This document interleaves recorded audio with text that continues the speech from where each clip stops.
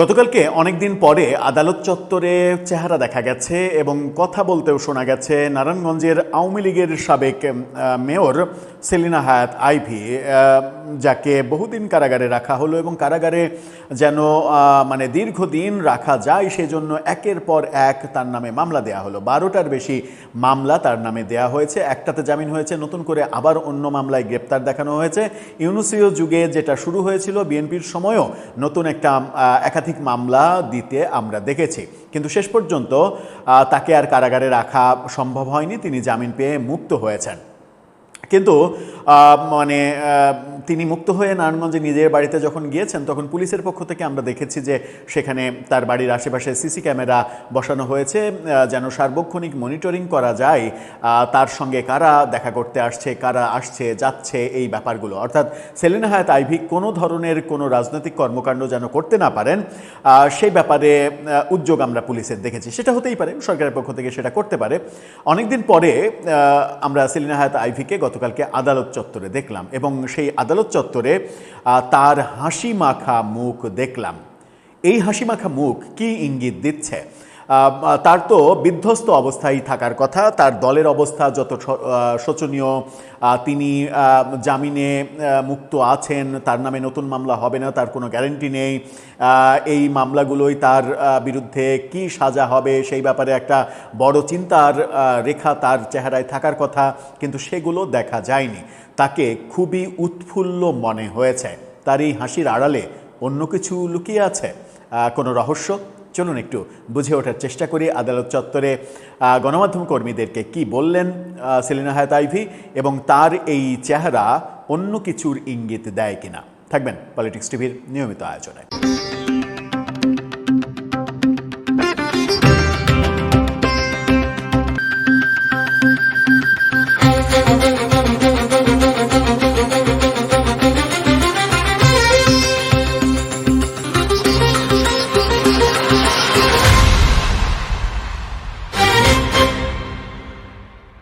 দর্শক, বলছিলাম আওয়ামী লীগের বেশ গুরুত্বপূর্ণ নেতা এবং সবথেকে বড় ব্যাপার সেটা হচ্ছে যে প্রথম আওয়ামী লীগের কোনো নেতা যাকে গ্রেপ্তার করতে গিয়ে পুলিশ বাধাপ্রাপ্ত হয়েছে জনগণের দ্বারা। সাধারণ জনগণ বাড়ি ঘিরে রেখেছে, পুলিশকে অবরুদ্ধ করে রেখেছে সারা রাত।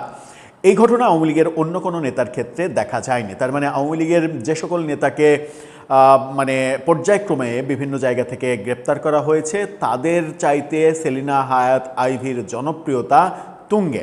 সেলিনা হায়াৎ আইভীকে নিয়ে অনেক আলোচনা ছিল, রিফাইন আওয়ামী লীগ তৈরি করা হবে তার নেতৃত্বে, এরকম অনেক কিছু ছিল। এখনও আছে কিনা জানি না, কিন্তু আলোচনা অনেকটা স্তীমিত হয়েছে। আইভী গতকালকে আদালতে আসলেন হাজিরা দিতে এবং সেখানেই তাকে উৎফুল্ল চেহারায় দেখা গেল।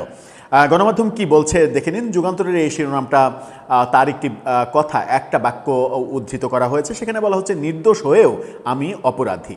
আইভী এই কথাটাই বলেছেন এবং সাংবাদিকরা অনেক কথা জিজ্ঞাসা করেছেন, কিন্তু তেমন কোনো কথা তিনি বলেননি। একটু ভিতরে যাই। পুলিশের ওপর হামলার অভিযোগে করা একটি মামলায় আদালতে হাজিরা দিয়েছেন আইভী। হাজিরা শেষে বের হওয়ার সময় তিনি বলেন, নির্দোষ হয়েও আমি অপরাধী।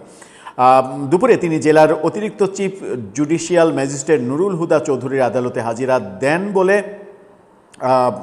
তার আইনজীবী আওলাদ হোসেন জানিয়েছেন। আমরা ভিডিও প্রতিবেদনও দেখেছি, সুতরাং আইনজীবীর নতুন করে জানানোর কিছু নেই। বৈষম্যবিরোধী আন্দোলনের সময় সংগঠিত একটি হত্যা মামলায় নারায়ণগঞ্জের দেবভোগের নিজ বাসভবন চুনকা কুঠির থেকে গ্রেপ্তার হয়েছিলেন আইভী। পরে তার বিরুদ্ধে একে একে 12টি হত্যা এবং হত্যা চেষ্টার মামলা দেয়া হয়েছে, যেটা শুরুতেই বলেছি। গাজীপুর কাশিমপুর কেন্দ্রীয় মহিলা কারাগারে দীর্ঘ 391 দিন, অর্থাৎ 1 বছরেরও বেশি, 13 মাস তিনি বন্দী থাকার পরে গত জুন মাসের 3 তারিখে মুক্ত হয়েছেন। এর 55 দিন পর মঙ্গলবার আবারও আদালতে হাজিরা দিতে আসেন তিনি। আদালত থেকে বেরিয়ে সাংবাদিকদের বলেন, আমি সবসময় নারায়ণগঞ্জে হত্যা, অত্যাচার ও জুলুমের বিরুদ্ধে প্রতিবাদ করেছি, আর আজ আমি নিজেই অপরাধী। যাই হোক, এর বিচার আল্লাহ আছেন, আমার নারায়ণগঞ্জবাসী আছেন, তারা দেখবেন। সংক্ষিপ্ত এই বক্তব্যের পর তিনি আদালত প্রাঙ্গণ ত্যাগ করে যে গাড়িতে করে এসেছিলেন সেটিতে করেই আবার দেওভোগের বাসার উদ্দেশ্যে রওনা হন।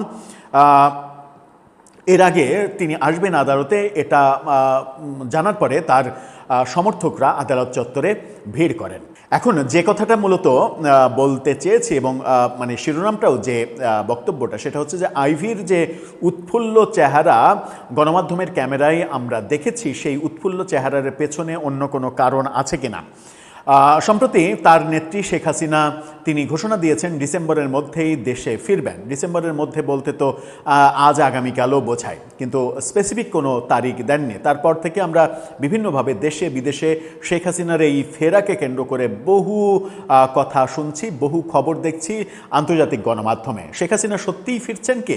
যদি ফিরলে কি কি পদক্ষেপ নেবেন?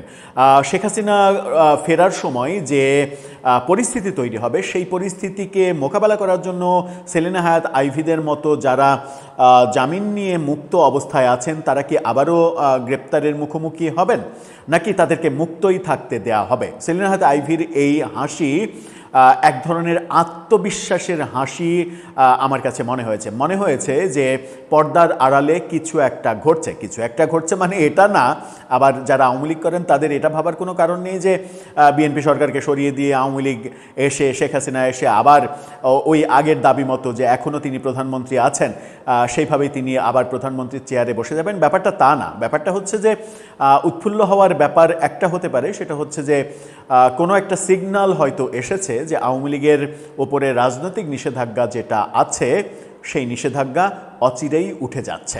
আমরা জানি যে আগামীকালকেই সার্জিও গোর আসছেন, দক্ষিণ এশিয়া অঞ্চলের দায়িত্বে যিনি আমেরিকার, এবং ভারতের যিনি রাষ্ট্রদূত, ভারতে নিযুক্ত আমেরিকার রাষ্ট্রদূত, তিনি আসছেন এবং তার এই সফরকে কেন্দ্র করে রাজনীতিতে বহু বড় বড় সমীকরণের কথা শোনা যাচ্ছে।